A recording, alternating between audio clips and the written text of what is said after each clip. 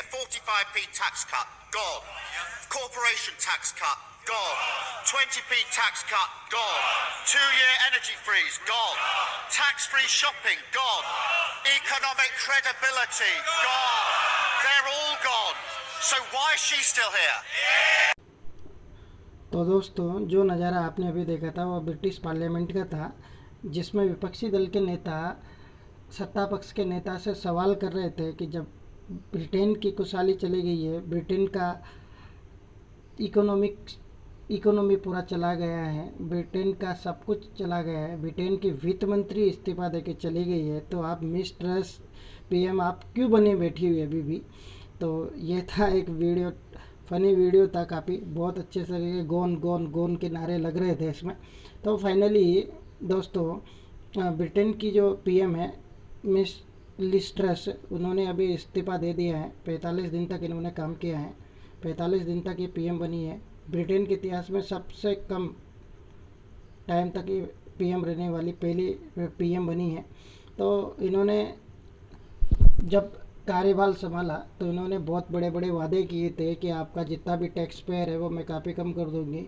Ukraine Russia वार की वजह से काफ़ी ज़्यादा डॉलर की वैल्यू हाई हुई और उसकी वजह से पूरे देश में मंदी का जो दौर आया और जो पेट्रोल डीजल का क्राइसिस हुआ उसकी वजह से काफ़ी ज़्यादा इकोनॉमिक क्राइसिस आया है ब्रिटेन में। उसका पूरा असर ब्रिटेन में काफ़ी ज़्यादा पड़ा और उन्होंने जो हथियारों की खेप्स काफ़ी सारी फुल्ली सपोर्ट ब्रिटेन का आज भी यूक्रेन के साथ है। तो उसकी वजह से जो मार ब्रिटेन झेल रहा था उसकी वजह से ब्रिटेन में महंगाई इस कदर छा गई कि वहाँ पे जगह जगह प्रदर्शन सत्ता पक्ष के पीएम के खिलाफ काफ़ी प्रदर्शन हुए, काफ़ी आक्रोश देखने को मिला, जिसकी वजह से फाइनली अब मिस ट्रस ने इस्तीफा दे दिया। और एक बात और ऐड कर देता हूँ कि जो ब्रिटेन के वित्त मंत्री थे उन्होंने भारत विरोधी अभी बहुत बयान दिए थे कि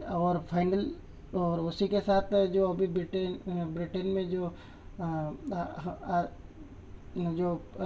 कुछ लड़ाइयाँ हुई थी हिंदू मुस्लिमों के बीच में, तो उसमें भी उन्होंने इंडियंस के ऊपर ब्लेम लगाया था, जिसकी वजह से भी इंडिया के प्रेशर की वजह से उनके वित्त मंत्री से इस्तीफा ले लिया था।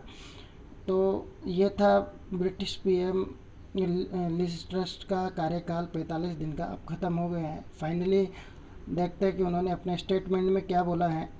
तो मिस ट्रस क्या बोलती हैं अपने इस्तीफे के टाइम पे कि उन्होंने कहा है कि वर्तमान स्थिति को देखते हुए मुझे लगता है कि मैं उन वादों को पूरा नहीं कर पाई जिनके लिए मैं लड़ी थी।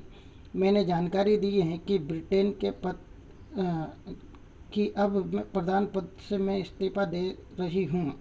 लिज ने इस बात पर भी जोर दिया कि जब वे पीएम बने थे तब देश की आर्थिक स्थिरता नहीं थी, परिवारों को चिंता थी कि बिल कैसे जमा कराएं। वे कहती थी कि हमने टैक्स कट करने का सपना देखा था, मजबूत अर्थव्यवस्था की नींव डालने की कोशिश की, लेकिन मुझे लगता है कि वर्तमान में मैं डिलीवर नहीं कर पाऊंगी, इसलिए मैं इस्तीफा देती हूँ। तो ये था मिस लिज ट्रस का लास्ट वीडियो, और जो लास्ट इस्तीफा जो लाइन थी उनकी, ये लाइन थी। तो फाइनली ब्रिटेन की पीएम ने इस्तीफा दे दिया है। इसी के साथ साथ ऋषि सुनक का भी रास्ता क्लियर हो चुका है।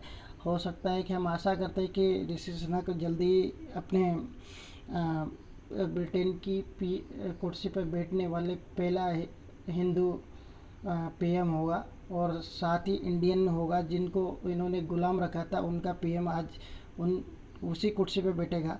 वैसे तो उस टाइम तक भी 4th राउंड के कंपटीशन तक ऋषि सुनक लिज ट्रस से आगे थे, परंतु जो एक उनको देश भावना जो थी ना ब्रिटेन के लोगों में, वो जाग गए और फाइनली लास्ट राउंड में फिर लिज ट्रस को पीएम बना दिया था। और उसी टाइम पर ऋषि सुनक ने लोगों को बयान दिया था कि जिन वादों को लिज ट्रस बोल रही है, वादे कर रही है, उन वादों को अगर पूरा करने लिज ट्रस जाती है तो देश को बहुत भारी इकोनॉमिक क्राइसिस में ये लेके चली जाएगी, और जो उन्होंने बोला था ये वैसा ही हो गया है। देखो, सबसे बड़ी बात है कि ब्रिटेन की पीएम ने जो टैक्स में जो कमी की, उसकी वजह से रेवेन्यू बहुत कम आया और उनको बाहर से बहुत सारे कमोडिटीज़ खरीदनी पड़ी। उसके वजह से उनका विदेशी मुद्रा भंडार में बिल्कुल बहुत ज़्यादा डाउनफॉल हो गया। उसकी वजह से देश की अर्थव्यवस्था बिल्कुल डाउनफॉल चले गई। और साथ में यूक्रेन रशिया वार में भी यूक्रेन को पूरा हथियारों की सप्लाई की, उनको काफ़ी सारी ब्रिटेन की बहुत हेल्प रही है। अभी तक भी ब्रिटेन फुल्ली रशिया के अगेंस्ट में खड़ा हुआ है।